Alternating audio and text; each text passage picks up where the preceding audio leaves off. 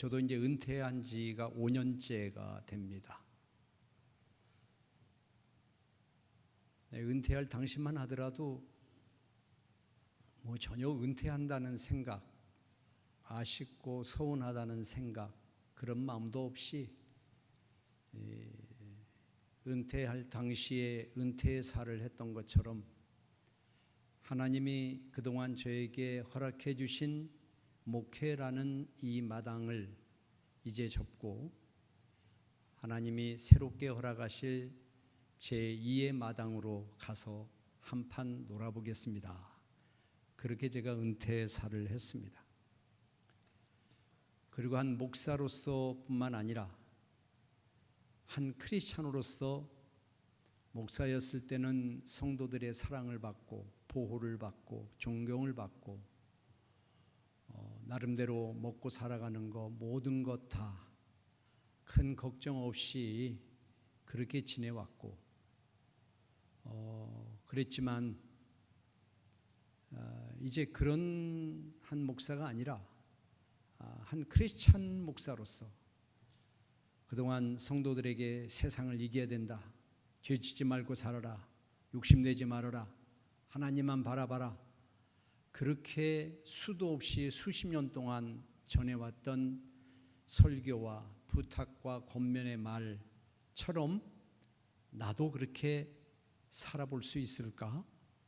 그런 생각을 하면서 그 둘째 마당은 정말 내가 한 크리스찬으로서 내가 성공적인 삶을 살아갈 수 있는가 한번 저 스스로를 시험해 보겠습니다. 이렇게 은퇴사의 말을 전했습니다. 그리고 이제 5년째가 됐는데요. 너무 좋아요. 너무 좋아요. 머리도 막 이렇게 깎을 수 있고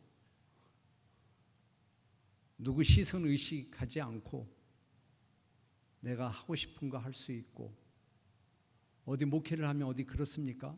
목회를 하면 때로는 내 마음도 표현을 적게 해야 되고 이런 표현 어쩔지 모르겠습니다만 때로는 마음을 감추기도 해야 되고 목회를 하게 되면 나도 하지 못하는 것을 하라고 강요하기도 하고 목회자이니까 어쩔 수 없잖아요.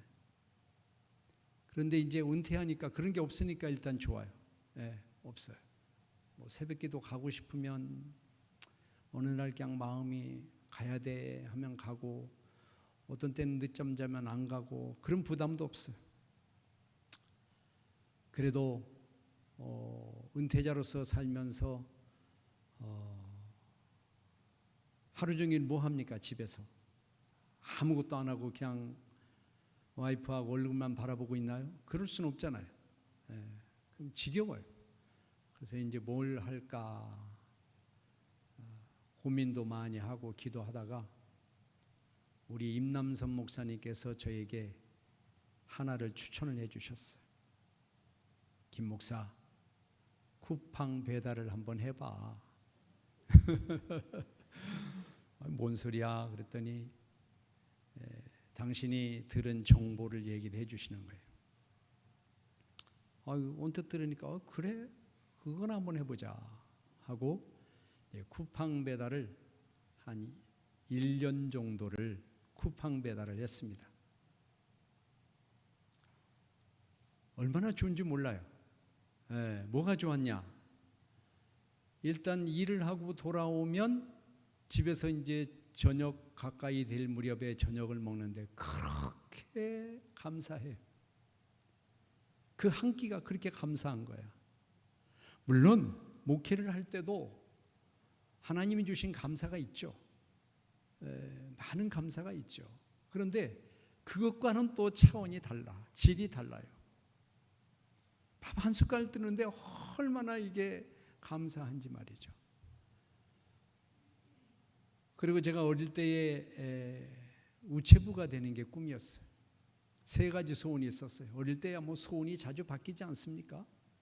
우체부가 되고자 하는 소원도 있었고 영화배우가 되보고자 하는 소원도 있었고 선생님이 되보고자 하는 소원도 있었어요. 그 중에 선생님은 이제 목회자가 됐으니까 가르치는 일을 했었고, 영화 배우는 제가 은퇴하고서 엑스트라 영화 촬영을 좀 했어요. 그것도 뭐 여러 번 한 것도 아니고 딱 한 번 해봤는데, 멀리 지방에까지 내려가서 엑스트라 영화 촬영도 해봤는데, 그것도 또 재밌어요.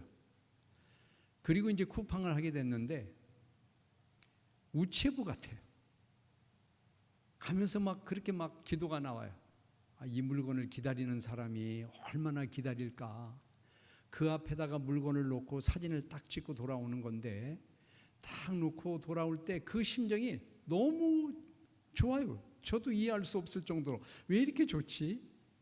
그런데 어느 날 비가 억수로 쏟아지는 날인데, 배달도 힘들잖아요, 비가 많이 내리면. 그래서 이제 좀 많이 지쳐 있었어요. 오후가 됐는데, 근데 그 엘리베이터에 한 초등학교 4학년짜리가 탔어요. 단둘이.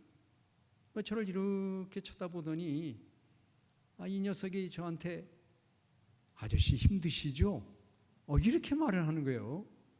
한 번도 본 적도 없는 애인데. 근데 그 말을 듣는 순간에, 이거 하나님의 말씀이다. 하나님의 음성이다. 한순간에 피곤이 없어지고요. 조금 있다가 또 뭐라고 말을 덧붙이냐면, 비가 오니까 더 힘드시죠? 이렇게 얘기를 하는 거예요. 그래서 그날 돌아오면서 정말 하나님이 그 위로하심, 하나님의 위로가 또 이런 거구나, 이것도 또 느껴봤어요. 그렇게 쿠팡을 한 1년 하다가 다른 거는 또 뭐 없을까 그런 생각을 하다가, 이번에 이제 아파트 경비를 한번 해봐야 되겠다 그런 마음을 먹었어요. 경비도 뭐 그냥 취직되는 게 아니더라고요. 그것도 경비도 시험 봐야 돼. 그 경비 시험을 봤어요. 저기 금정역 앞에 있는 뭐 거기서. 그래서 이 경비 시험에 합격을 하고, 뭐 합격을 해서 내가 기분 좋아가지고 굉장한 거 합격한 줄 알았는데, 알고 보니까 다 알려줘. 문제도 다 알려주고 그냥 뭐 무조건 합격시키는 거예요. 어쨌든 합격이 돼가지고 아파트 경비를 나가기 시작했어요. 쿠팡을 할 때는 때로 부곡교회 가까이 어린이집도 물건을 배달해야 될 때도 있었고, 그러면 마스크하고 싹 가리고 몰래 가서 얼른 물건 주고 오고 이제 그러기도 하고, 교인집 아파트도 때로는 가게 되고 이제 그랬어요. 경비를 하는데도 그 경비 아파트가 내 집 앞마당 같아요. 그렇게 좋아요. 그냥 싹싹 쓸어 제끼고 아주 주민들을 대하는 것도 교인 대하듯이 그런 마음이 생기더라고. 그래서 이제 아파트 경비한 지 한 6개월 정도밖에 안 됐는데, 그래도 목사 리더십이, 감춰져 있는 리더십이 좀 이렇게 표현됐는지 6개월 만에 경비 반장이 또 됐어요. 그래서 경비 생활을 한 2년 정도를 했습니다. 지금은 이제 집에서 그냥 쉬고 있어요. 쉬는 것도 감사하고, 다 감사해요. 그래서 지난 은퇴 4년 5년이 은퇴했다 이런 생각이 들기보다는, 정말 하나님이 나에게 새 마당을 주셔서 내가 열심히 살아가는 이 기쁨, 그 기쁨 위에 감사가 더 넘치도록 그렇게 하나님께서 해주셔서 요즘 얼마나 하나님께 정말 감사한지 모르는 그런 생활을 하고 있습니다. 여러분 많이 기도해 주시기를 부탁을 드리겠습니다. 오늘 시온 찬양대의 찬양, 은혜로운 찬양 진심으로 감사하고, 또 아까 예배 전에 찬양 인도를 해주신 우리 유재수 장로님이시죠? 너무나도 찬양 인도를 잘하시네요. 너무나 은혜가 됐습니다. 우리 시온 찬양대와 우리 유 장로님을 위해서 박수 한번 해주시죠.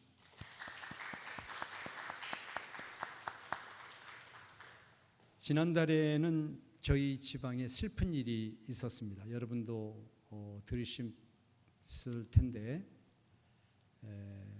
대야미 교회의 우명순 목사님이라는 분이 갑작스럽게 돌아가셨습니다.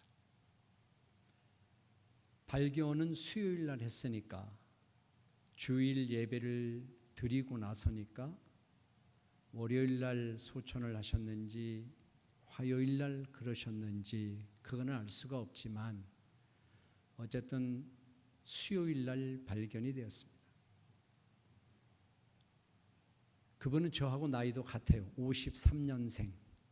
그래서 평소에도 친구처럼 농담도 잘하고 그런 목사님이셨습니다. 마음이 얼마나 허망하든지 그날 밤에 1시가 넘어도 잠이 안 와요. 좀 허망하더라고요. 왜냐하면 일주일 전에도 봤거든요. 일주일 전에도 간미사님 이침 예배 때 얼굴을 봤었거든요. 근데 느닷없이 그런 일을 당하니까 참 허망하다라는 생각이 좀 들었습니다. 그런데 허망하다는 생각 잠시 들긴 했습니다마는 그분이 살아오신 것들을 이렇게 쭉 돌아보니까 절대 그분이 사신 인생이 허망하거나 헛된 인생이 아니었다. 죽음은 갑작스럽게 만난 죽음이었지만 죽음은 예기치 않게 계획된 것이 없이 황망하게 가버린 그런 죽음이었지만 그러나 그것 자체로는 가슴 아픈 일이나 그분이 살아오신 것을 곰곰이 돌아보니까 허망하고 헛된 죽음이 아니었구나. 헛된 인생을 살으신 게 아니다. 그런 생각을 했어요. 그분이 어떻게 살았길래? 그분은요, 이제 교우들도 몇 분 안 계시죠. 제가 은퇴하고서 한번 우리 지방 교회를 쭉 돌아보는 예배를 한번 드려봤었는데 그때 대야미 교회 갔더니 교우분이 3분이 예배를 드리고 있었어요. 그러니까 교회 살림살이는 참 힘들죠. 먹는 것도 쉽지 않고요. 그분은 지방 교회에 김장철이 되면 사이즈 있는 교회에서는 김장을 해서 그 교회에 이렇게 봉사도 해드리고 그렇게 했던 교회예요. 그러니까 이 우 목사님이 평생 목회하면서 생각했던 한 가지는 오직 교회였어요. 자기의 배고픔, 그걸 자기의 양식 삼고 자존심, 그건 아예 비워버렸고 그 정도 나이가 되고 어느 교회 가서 교회 사정을 얘기하고 도움을 받으려면 여러 시선을 느끼고 마음도 상하고 할 일이 여러 번 있었을 텐데 제가 경험하고 우리 지방 목사들이 경험한 그분은 전혀 그런 자존심의 문제는 이미 내려놨어요. 뭐 때문에? 오직 교회. 교회를 빚을 지고 교회를 지었기 때문에 빚 갚느라고 먹는 것도 제대로 못 먹고 입는 것도 늘 똑같은 거의 같은 옷 입고 그렇게 살았던 분이에요. 또 살아계실 때도 교회를 감리교 재단에 넣었는데 우리 주위 목사들이 다 반대했어요. 당신 말년에 어떻게 하려고 그러냐. 당신 은퇴할 때도 생각해야지. 당신이 돈 다 해가지고 지은 교회인데 어떻게 빚은 물론 졌지만 그걸 왜 재단에 넣으려고 하냐. 어떻게 될지도 모르는데. 그런데 아니래요. 이것이 이 교회가 재단에 안 들어가면 그것 때문에 나 이후에 분란이 있을 수도 있다. 이거 무조건 넣어야 된다. 그렇게 늘 얘기했어요. 그리고 실제로 재단에 넣었어요. 후임자 문제에 대해서도 어느 분과 통화하면서 녹음된 그 말이 있었는데 우리 지방 목사 중에서 정말 자기가 볼 때에 모범된 그런 목사님이 자기 교회로 왔으면 좋겠다. 이런 의사를 자주 얘기했어요. 그러니까 이분 생각은 자기의 은퇴 이후에 뭐 어떻게 살아가는 거 그거는 염두에 두지 않아요. 오직 교회. 조그마한 시골에 땅을 하나 사둔 게 있어요. 그 땅 사둔 것도 자기의 말년을 위해서 아껴두려고 산 게 아니에요. 자기가 죽거나 없으면 저기 철원에 있는 대한수도원에 이 땅을 기증하겠다고 공공연하게 얘기하고 사는 땅이에요. 그러니까 이분은 얼마든지 가질 수 있는 욕심이라고도 할 것 없는 가장 기본적인 것까지도 포기해요. 무엇을 위해? 무엇 때문에? 교회를 위해서. 오직 교회만 생각하십니다. 그 생각이 드니까 허망하다는 그런 생각보다 참 복된 인생을 사신 분이구나, 그런 생각을 하게 되었습니다. 여러분, 헛된 인생과 복된 인생이 정해져 있나요? 태어날 때부터? 하나님이 우리가 이 세상에 태어날 때부터 너는 열심히 살아도 너는 헛된 인생 살 놈이야, 너는 대충 살아도 복된 인생을 살 놈이야, 정해져 있나요? 아니죠. 물론 극단적인 예정론자들은 인생은 태어날 때부터 정해져 있다고 그래요. 하나님의 주권하에. 워낙 주권을 강조하다 보니 그렇게까지 얘기가 나오는 건데, 예정설이라고 해서 다 예정되어 있다는 거예요. 너의 앞길은, 인생의 길은 예정되어 있다는 거예요. 열심히 해도 너는 예정된 대로 갈 수밖에 없다는 거예요. 시원찮게 해도 너 예정된 것이 좋으면 좋은 대로 간다는 거예요. 흘러간다는 거예요. 이게 도대체 무슨 소리인가 이게. 하나님의 주권을 강조하는 것은 좋다마는 하나님이 우리 인간을 그렇게 만드셨나? 그건 아니죠. 창세기 1장으로 돌아가 보면 하나님이 우리를 만드시고 무엇으로 만들었어요? 당신의 형상대로 만드셨잖아요. 당신의 형상대로 만들었다는 얘기는 뭐예요? 당신의 품성을 우리에게 덧입혀 주셨다는 거예요. 할렐루야. 그러니까 여러분이나 저는 하나님이 만드실 때 어떤 존재로 만들었느냐? 일반적인 생물, 일반적인 것들, 창조된 인간 이외의 다른 존재, 그렇게 만드시지 않고 당신이 가지고 있는 당신의 성정, 당신의 품성, 당신의 성질, 영적인 원리, 그것을 오직 사람에게만 덧입혀서 만들어 주셨다는 거예요. 우리 인간은 그렇게 만들어졌다는 거예요.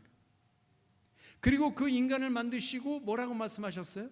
생육하고 번성하여 땅에 충만해라, 땅을 정복해라, 다스려라. 이게 명령형으로 돼 있지만 이건 명령형이라기보다는 너는 그런 존재로 만들어져 있다라는 말씀인 줄로 믿습니다. 우리 인간은 그렇게 만들어졌어요. 하나님이 우리를 만드실 때에 너는 헛된 인생을 살아, 너는 복된 인생을 살 거야, 이렇게 정해 주신 것이 아니라 너는 무조건 복된 인생을 살아갈 존재야 라고 만들어 주신 거예요. 할렐루야. 사회에서 평가받는 내 실력이 어떻든지, 내가 부모님 밑에서 태어나서 얼굴이 어떻게 생겨서 태어났든지, 내 삶의 배경이 어떠하든지 그 상관없다는 얘기예요. 나는 열심히 하고 싶은데 뭔가 안 돼. 뭔가 하는 쪽쪽 실패야. 이제는 아무것도 뭔가 할 수가 없어. 내 소원을 가지고 뭔가를 이뤄보려고 했을 때 한 번이라도 달성된 적이 없어. 내 인생에 나는 어떻게 이렇게 사나? 그런 환경과 여러 가지 상황에 영향받는 나와 상관없이 하나님은 나를, 너는 내가 만든 나의 형상으로 창조된 복된 인생이야 라고 말씀을 하고 계신 거예요. 그런데 왜 헛된 인생이라는 말이, 이 단어가 생겼을까요? 왜 복된 인생과 헛된 인생, 흑백을 나누듯이 인생을 그렇게 나눌 수밖에 없는 이런 세상이 되어버렸을까요? 그건 바로 아담과 하와 이야기로 돌아가야 이해가 됩니다. 아담과 하와는 그렇게 만들어진 존재, 하나님이 그들을 보면 너무나 좋아. 아유 좋아, 아유 멋져, 보기에 심히 좋았다. 보기에 좋았다라는 다른 표현은 뭐냐면, 야, 너 참 멋져, 그 얘기예요. 당신이 아담과 하와를 만드시고 볼 때 너무나도 이쁜 거야, 너무나도 멋있는 거예요. 그렇게 만들었어. 지금 우리를 보실 때도 그럴 거야 아마. 예수를 나의 구세주로 믿고 어느 날 거듭남을 경험하면서 하나님에 대해서 관심이 있는 걸로만 그치는 건 아니잖아요. 신앙생활이 관심이 많이 있으면 뭐예요? 그 관심이 결실을 맺어야 되잖아요. 헌신까지 이르러야 되잖아요. 예수 그리스도 앞에 나의 죄를 자백하는 것도 헌신이거든요. 나 자신을 헌신해 드리는 거예요. 예수라는 그분 앞에 내 자신을 납작 엎드려 드리는 거예요. 그러니까 내가 회개하는 것도 헌신이에요, 여러분. 내가 자백하는 것도 헌신이고요. 하나님 몰랐었어요. 교회는 알았었어요. 하나님이 있다는 얘기도 들었어요. 그러나 그 하나님이 나의 하나님은 되지 않았었어요. 그런데 어느 날 교회를 나가게 됐어요.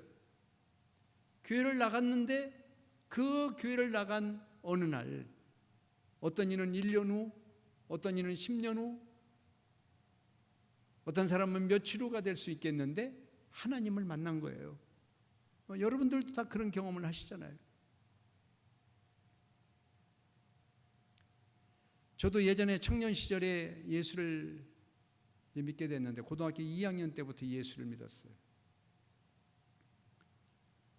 예수 믿은 이후부터 새벽 기도를 아주 어른이 돼서까지 계속 나가게 될 정도로 성실했어요. 착했어요. 성품이 워낙 착해가지고 기본적인 거는 그냥 해. 그러니까 지금 생각해 보면 대단한 믿음이 있어서 그렇게 간 게 아니고 그냥 성품이 착했던 거야. 그냥 성실했어. 이렇게 하는 거야 라고 그러면 그냥 그렇게 하고, 그런 스타일이었어요.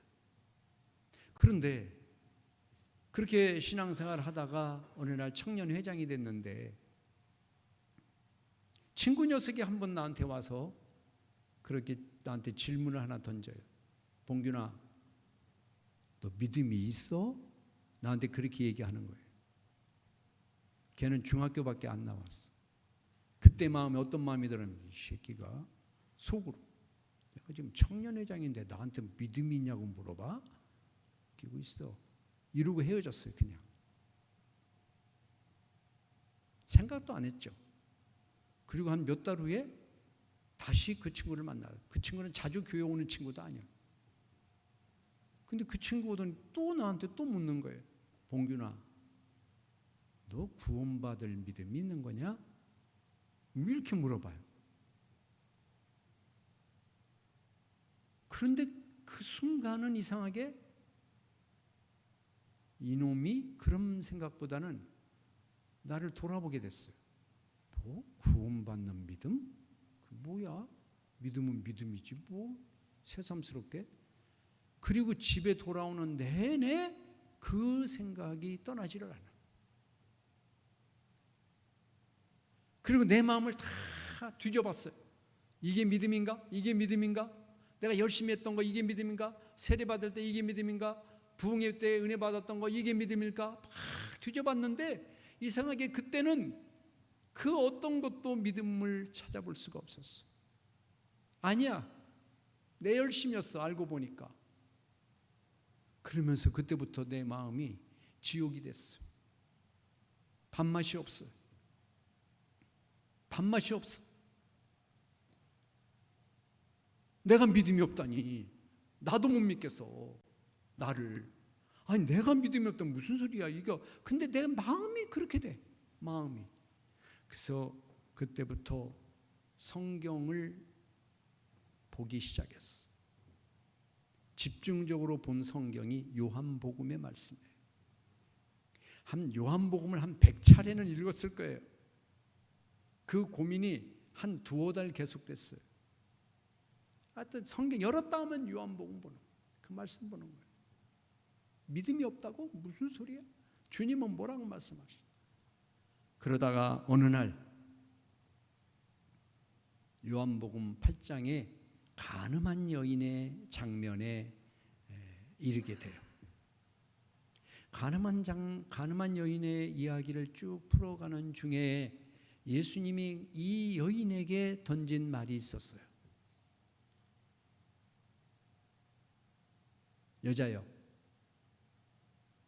아무도 없냐? 아무도 없다. 그러니까 나도 너를 정죄하지 아니하노니 다시는 죄를 범하지 말아라. 이 규절에 딱 시선이 멎었는데요. 그 순간 나도 너를 정죄하지 아니한다는 이 말씀이 확 들어오는 거예요. 내 마음속에. 주님도 나를 정죄하지 않으신다는데, 주님이 내 죄의 문제를 이미 해결해 주셨는데 내가 왜 내 자신에 대해서 고민을 하고 있나? 주님이 나를 정죄하지 않으신다는데, 너는 자유라고 하는데, 그게 물밀듯 밀려오면서 나를 쪄 눌렀던 지옥과 같은 내 마음이 한순간에 천국이 됐어. 그로부터 한 6개월 동안은 구름 위에 올라 구름을 타고 다니는 것 같은 그런 희열을 느꼈어. 그때부터 나의 주님은 요지부동. 그때부터 내가 믿는 하나님이라고 나는 고백할 수가 있었어요. 사랑하는 성도 여러분,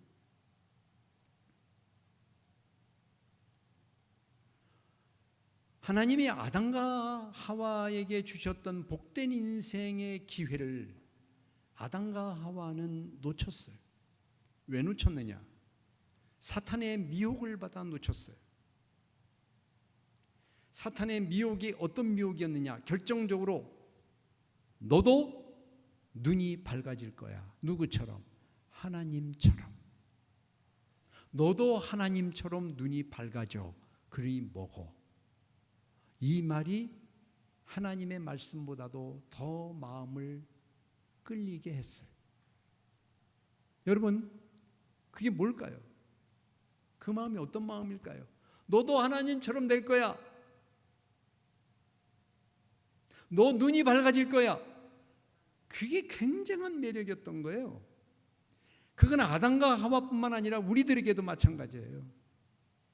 우리가 예수를 믿는다고 믿으면서도 결정적으로 우리가 넘어지는 이 미혹은 바로 이거예요.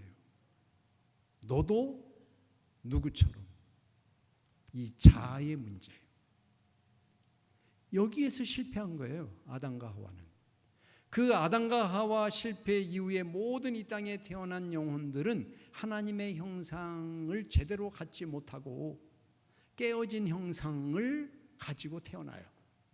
그리고 그 깨어진 형상이 다시 원래 하나님이 만들었던 형상으로 회복되는 것, 그것을 우리는 구원이다 라고 얘기해요. 그렇기 때문에 신앙생활이 나의 하나님이 되어야 된다는 거예요. 나의 하나님이 되지 않으면 아담과 하와 때 깨어져 버린 하나님의 형상이 다시 회복될 수가 없어요. 하나님에 대한 관심에서 끝나면 안 되는 거예요. 하나님의 관심에서 더 나아가 하나님 앞에 헌신된 자리에 나가 있어야 되는 거예요. 그래야 하나님의 형상대로 되어진 우리들에게 축복의 인생이라고 하는 그 가능성이 실제 열매를 맺게 되는 줄로 믿습니다. 그러니까 처음 태어날 때부터 헛된 인생, 복된 인생이 결정된 존재가 아니라 우리 자체는 복된 인생을 살 자격을 가지고 태어났으나 그 자격을 다시 한번 갱신하는 과정이 필요한데, 그 갱신의 과정이 예수를 믿고 나의 하나님이라고 고백하는 구원, 거듭남, 새로 태어남, 이것이 곧 우리의 하나님을 믿는 믿음을 갱신하는 작업이고, 앞으로 내가 복된 인생을 살아갈 자격을 다시 회복해 주마라고 말씀하신 그 십자가의 선언이 곧 나의 고백이 되어질 때 우리는 그런 복된 인생을 살게 되는 줄로 믿습니다. 그러니까 여러분은 지금 하나님을 만났다고 전제하고, 여기서도 아직 나의 하나님이라고 고백하지 못하신 분들은 언제라도 나의 하나님을 고백을 하셔야 되고, 하셨다면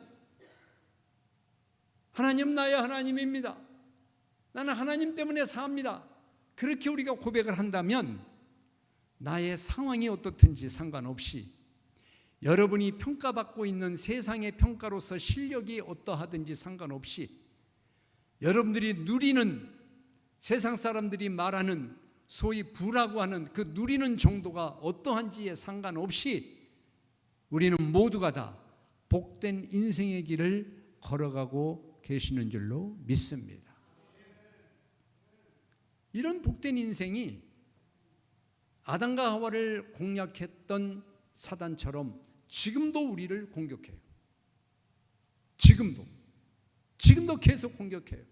복된 인생을 가지고 당당히 살아가는 우리들에게 시시때때로 분초마다 우리의 생각 속에 들어와서, 정리되지 않은 우리 마음속에 들어와서, 하나님을 믿는 믿음이 있어도 내 마음이 정리되지 않으면 그 믿음이 힘있게 나가지를 못해.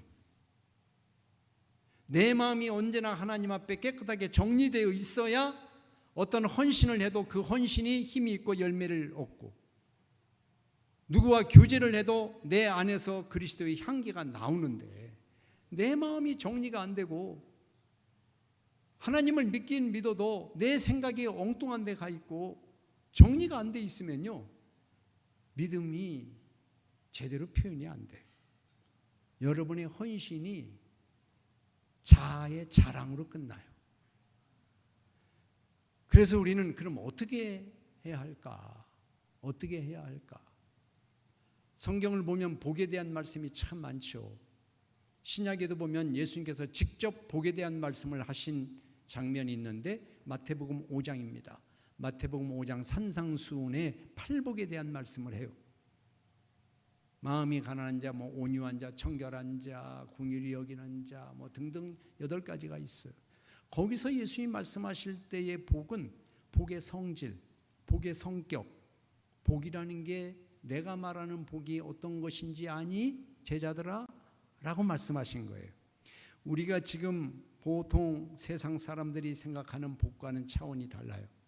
내 자식이 잘 되고 뭐가 잘 되고, 그럼 다 좋죠. 다 좋은데 예수님이 가르쳐 주셨던 그 복은 우리가 세상에서 누리는 복을 부인하신 것이 아니고, 주님이 원래부터 얘기하고자 했던 복이라는 게 뭔가를 가르쳐 주신 거예요.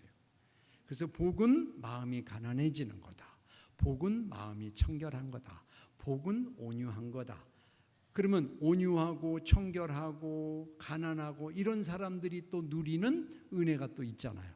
바로 예수님은 마태복음 5장 8복을 말씀하시면서 우리가 누려야 할 복은 무엇이고, 복을 받을 자격 있는 자가 무엇이고, 복은 어떤 성격의 것이다를 가르쳐 준 거예요. 구약에도 들어오면 복에 대한 얘기가 참 많이 있지만 그 중에 대표적으로 복의 얘기를 해보자면 시편 1편이에요. 시편 1편에 보면 복 있는 사람은 악인들의 꾀를 따르지 아니하며 죄인들의 길에 서지 아니하고 오만한 자들의 자리에 앉지 아니하고. 할렐루야. 예전 성경에는 복 있는 사람은 악인의 꾀를 따르지 아니하고 이렇게 돼 있었는데, 요즘 성경은 악인들의 죄를 따르지 아니하고 이렇게 돼 있어요.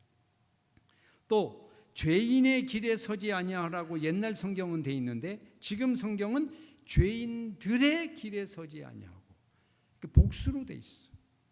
그러니까 이 얘기는 뭐냐면 많은 사람들이 쫓아가는 거 그가 아니다, 그거를 표현하려고 하는 단어예요. 자, 그러면 요 3가지 4가지를 한번 우리가 살펴보면, 제일 먼저 복 있는 사람은 어떤 사람이 복 있느냐? 복된 인생은 어떻게 해서 이어져 나가느냐? 복된 인생은 어떻게 경영되어 가느냐? 첫 번째는 악인들의 꾀를 쫓아가지 말아야 된다 그랬어요. 이 시편에서 말하는 악인들은 이방인들을 말해요. 그 시대로 말하면 이방인들, 하나님의 법으로 살아가는 이들이 아니에요. 생존 경쟁의 법칙으로 살아가는 사람들이에요.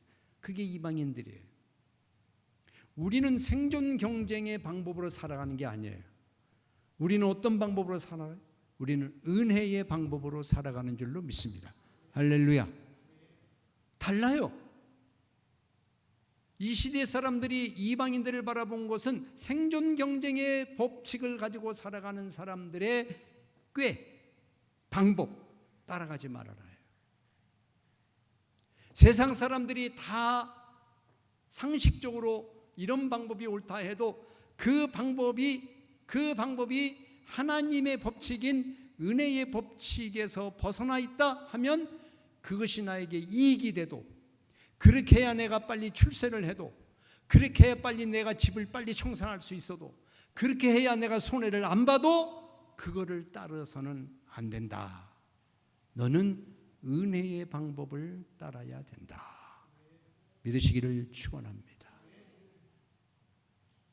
세상 사람이 인정하는 거, 세상 사람이 추켜 세워주는 거, 세상 사람들이 그렇게 해야 된다고 그걸 내가 이루었다고 해서 세상이 뭘 주는 게 아니에요. 줬다고 생각하는 것들의 정체를 뒤집어 보면 결국은 아무것도 아닌 거예요. 그래서 솔로몬이 헛되고 헛되며 헛되고 헛되니 모든 것이 헛되도다라는 얘기는 허무주의자의 고백이 아니고, 인생을 다 살아본 솔로몬이, 처음에 솔로몬도 지혜로운 왕이었지만 나중에 권력 오래오래 그 자리에 앉다 보니 인간적인 방법으로 세상을 살았어요. 성전에 이방신도 막 들여오고요, 이방 여자하고 결혼하고요, 막 살았어요. 그래서 결국은 어떻게 됐어요? 그의 말년에 나라가 두 조각 났어요. 결말이 그래요. 솔로몬이 지혜왕이라고 부르긴 하지만 잠깐이었어요. 그랬던 솔로몬이 이 전도서를 그의 말년에 썼는데, 그의 말년에 그렇게 고백을 하는 거예요. 인생 그렇게 살아가지 말아라. 근데 여러분 여기서 보시죠. 오래 살았다고 인생을 아는 겁니까, 여러분? 아니에요. 흰머리가 가득할 정도로 오래오래 살았다고 인생이 이런 거야, 그때서야 논할 수 있는 게 아니에요. 성경을 보면 인생은요, 하나님을 바로 알면 인생을 얘기할 수 있어요. 할렐루야. 철학자가 아니어도 하나님을 제대로 만나고 하나님의 방법이 무엇인가를 꿰뚫고 있으면 그 인생을 얘기할 수 있는 사람이에요. 근데 솔로몬은 그것도 놓친 거예요. 그러니까 이런 고백이 나오는 거예요. 그래서 우리는 죄인들의, 이 악인들의 꾀, 악인들이 살아가는 방법, 그거 무조건 노해라. 이게 너희들이 복된 인생으로 가는 길이다.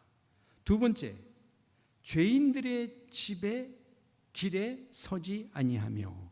죄인들의 길, 죄인들이 살아가는 방법, 죄인들이 살아가는 그 환경, 상황, 조건, 이런 거 노해라. 말 그대로 죄인이라는 것은 하나님과 등진 사람, 하나님과 등져 있을 때 인간의 마음속에 가득한 것은 오직 탐욕, 그거밖에 없잖아요. 갈라디아서 사도 바울이 성령의 9가지 열매를 말하면서 또 반대로 성령의 열매가 아닌 세상의 것들이 가득 찼을 때에 우리 마음에 뭐가 있느냐, 그걸 얘기했잖아요. 성령의 9가지 열매, 사랑과 희락과 화평과 오래 참음과 자비와 양선과 온유와 충성과 절제, 그 외에 더러운 거, 미움, 다툼, 시기, 살인, 배반, 그런 것, 무자비, 이런 것들. 그러니까 죄인의 길이라는 것은 하나님을 등진 사람의 길인데, 그런 이들이 가서 성공이라고 환호하는 것을 쫓아가지 말으라는 거예요. 그런 길에, 그런 상황에 접어들지 말아라. 아예 끊어라. 내가 가는 길은 이 길이다. 나의 길로 와라. 할렐루야. 세 번째, 오만한 자들의 자리에 앉지 아니하고. 오만하다는 것은 뭡니까? 교만하다는 말이잖아요. 자기를 높이는 거예요. 더 넓게 말하면 권력이에요. 권력. 하나님이 천지 창조할 때 우리를 만드실 때 권력 의지를 주셨어요. 다스리고 정복하고, 이거는 선한 권력이에요. 하나님의 뜻을 펼쳐나가는 권력이라고, 힘이라고. 근데 여기서 말하는 오만한 거는 그런 권력 의지가 아니에요. 나를 중심으로 한 권력 의지예요. 하나님 중심으로 한 권력이면 하나님으로부터 선한 것을 펼쳐나가려고 할 거예요. 그런데 내가 중심된 이 권력은 오직 나밖에 없어요. 나로부터 나오는 것은 전부 다 거짓돼요. 나로부터 나오는 것은 전부 다 욕망 덩어리예요. 그래서 오만한 자들이 앉는 자리에 너도 앉아있지 말아라. 이 권력 의지, 다른 사람을 주장하고 싶고, 다른 사람을 내 한마디로 움직이고 싶고, 경쟁에서 이기고 싶고, 저 사람을 누르고 싶고, 자존심이 상하면 내가 너보다도 위인데 막 이런 생각이 들고, 이게 다 권력 의지예요. 정치적으로만 권력 의지 얘기하는 게 아니에요. 우리 인간에게 있는, 기본적으로 있는 것들이에요. 이런 것들이 있는 자리 가서 잠깐 고개 숙여주고, 한마디 그냥 와서 인사해주고, 잘한다고 해주고, 이런 게 막 좋고, 내 한마디면 다 움직여대고, 내 지시면 무조건 따르고, 내가 한 말이 먹히고, 서로 서로 나눌 때 내 의견이 그냥 달성되면 기분 좋고, 다른 사람 의견 막 누르려고 하고, 이게 다 권력 의지들이에요. 그런 자기를 중심으로 한 그런 자리에 너가 앉아 있지 말아라. 믿으시기를 축원해요. 자, 그러면 어떻게 하란 말이냐? 그 다음 기절이 설명하고 있습니다. 오직 여호와의 율법을 즐거워하여 그 율법을 주야로 묵상하는도다. 할렐루야. 성경은 뭡니까? 우리가 병원에 가면 의사로부터 처방전을 받아요. 저도 우리 요즘 약국 안 가는 사람 어디 있겠어요? 저도 우리 집사람 때문에 자주 병원에 가는데 꼭 처방전을 받아요. 처방전을 받으면 어떻게 하죠? 약국에 가서 처방전을 주고 처방대로 약을 받아서 먹어요. 그러면 나아요. 성경은 뭐냐? 이 성경은 여기 구약적인 표현으로는 율법인데, 우리로 지금 말하면 성경, 하나님의 말씀. 하나님의 말씀은 처방전이에요. 처방전. 처방전을 가지고만 있으면 아무런 소용없어요. 처방전 가지고 약국에 가서 약을 사 먹어야 돼요. 성경 아무리 끼고 있어도 소용없어요. 성경 아무리 외워도 소용없어요. 이 처방전을 적용을 해야 돼. 이 처방전 가지고 약을 사 먹어야 돼.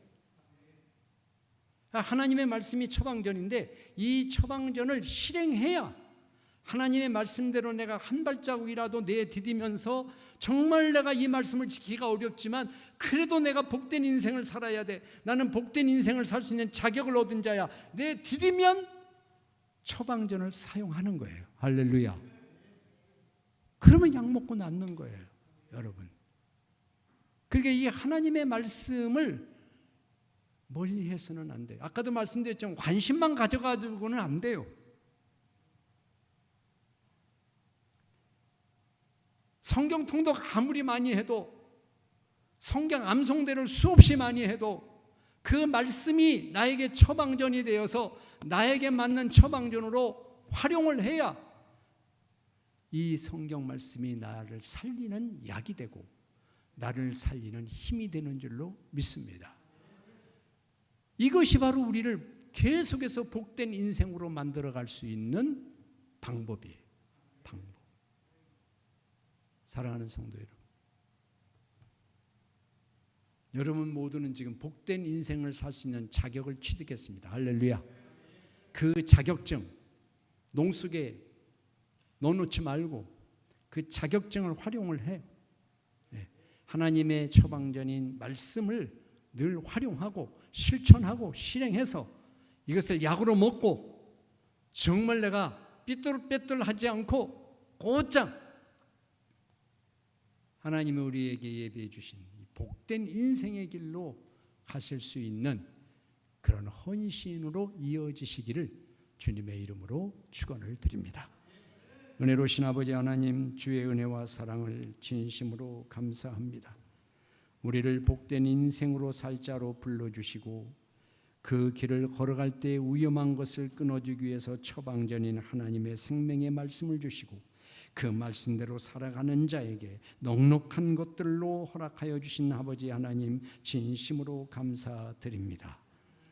우리 사랑하는 의양제일 모든 성도들이 헛된 인생을 만들어가는 그 길을 끊고 돌아서고 오직 복된 인생을 만들어갈 수 있는, 복된 열매를 거둘 수 있는 그 길로만 걸어가는 은혜가 있게 하여 주시옵소서.